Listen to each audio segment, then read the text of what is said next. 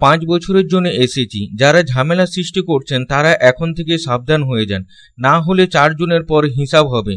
গদা নিয়ে কাউকে উৎখাত করতে হয় না, দেখলেই উৎখাত হয়ে যায়। সাত সকালে কাঁধে গদা নিয়ে প্রাতঃভ্রমণে বেরিয়ে তৃণমূলকে হুঁশিয়ারি দিলেন বিজেপি প্রার্থী দিলীপ ঘোষ। মঙ্গলবার হনুমান জয়ন্তীর দিন দুর্গাপুর ইস্পাতনগরে বিজন বয়েজ ক্লাবের মাঠে প্রাতঃভ্রমণে আসেন তিনি। সেখানে দলীয় কর্মীদের দেওয়া গদা কাঁধে নিয়ে প্রাতঃভ্রমণ করেন, মহিলাদের সঙ্গে আলাপচারিতা করেন, সমস্যার কথা শোনেন, যুবকদের সাথে ক্রিকেট ও ফুটবলও খেলেন। তারপরে সাংবাদিকদের মুখোমুখি হয়ে মুখ্যমন্ত্রী মমতা বন্দ্যোপাধ্যায়ের অভিষেক বন্দ্যোপাধ্যায়কে নাম না করে আক্রমণ করে বলেন, যারা সারা দেশে সন্ত্রাসবাদীকে জায়গা দিয়েছে, সন্ত্রাসবাদীদের নিয়ে যারা ঘুরে বেড়ায় তাদেরকে কে মারবে? এই প্রশ্ন তুলে বলেন, নির্বাচনে আর কোনো কিছু নেই, এখন প্রাণের ভয়, তাই পুলিশকে ফিট করছে। এইসব সহানুভূতির ভোট চলে গেছে। আমার পা ভেঙেছে, চলে গেছে, মাথা ফেটেছে, চলে গিয়েছে, এখন আমাকে মারবে বলছে। পাশ দিয়ে কুকুর চলে গেলে আপনাকে দেখবে না, এমন চরিত্র হয়ে গেছে আপনাদের। তারপরে বর্ধমান দুর্গাপুর তৃণমূল প্রার্থী কীর্তি আজাদকে আক্রমণ করে বলেন, আজ তার মনোনয়ন দাখিলের দিন, মনোনয়ন দাখিল করার আগে প্যাকিং হয়ে যাবেন। তাদের নেতারা বুঝতে পারছেন পাবলিক আসছে না, কর্মীরা সঙ্গে নেই, তাই কি করবে ভেবে না পেয়ে বিজেপির সাথে গায়ে পড়ে ঝগড়া করছে। দিলীপ ঘোষ এসেছে, ভেবে চিনতে হাত দাও, 4 জনের পর 5 বছর থাকার জন্য এখানে এসেছেন। এসব কিন্তু তখন বুঝিয়ে দেবেন।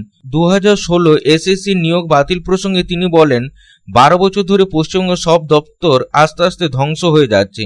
যে পরীক্ষা দিল না, পাস করলো না, সেই যদি চাকরি করে তাহলে আমাদের ভবিষ্যৎ প্রজন্ম কি করে তৈরি হয়েছে? আর ক্ষতি হোক সেটাই আমরা চাইব। মুখ্যমন্ত্রীর লোকেরা যার কাছ থেকে টাকা নিয়েছে তার কাছেই তো দাঁড়াবে, আমার হয়ে দাঁড়াবেন নাকি? এই যে প্রায় 3000 কোটি টাকা তুলেছে সাধারণ মানুষকে চাকরি দেবে বলে, অর্ধেক লোককে দিয়েছে, অর্ধেক দেয়নি। যারা পায়নি তাদের টাকা গেছে, যারা পেয়েছে তাদের টাকাও গেল, চাকরিও গেল, বাপের জমি বিক্রি করে বাকি টাকা দিতে হবে। আমার বক্তব্য, Mamata Banerjee high court supreme court দেখাচ্ছেন, কারণ তাদেরকে বলতে হবে যে আমি তোমার জন্য করছি, টাকা হজম হয়ে গেছে।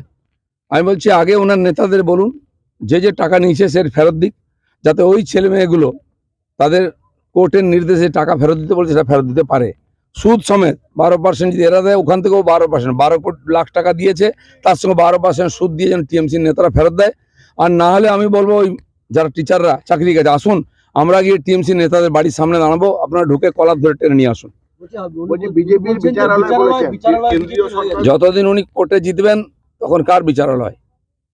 কোর্টের জাজমেন্ট ওনার পক্ষে গেলে উনি কোর্ট মানবেন, পক্ষে না গেলে কোর্ট মানবেন না। সেরকম নির্বাচন কমিশন যদি ওনাকে জিতিয়ে দেয়, নির্বাচন কমিশন ঠিক আছে, নাহলে ভুল আছে। সিবিআই, ইডি, এনআইএ সব কেন্দ্রের হয়ে যাচ্ছে। যখন ওনার লোকেরা চুরি করছে, খুন করছে, ডাকাতি করছে, তার বিরুদ্ধে ব্যবস্থা নেন সবাই বিরুদ্ধে। মমতা ব্যানার্জি সবাইকে বোকা পেয়েছেন নাকি? সব জবাব পেয়ে যাবেন। বিজেপি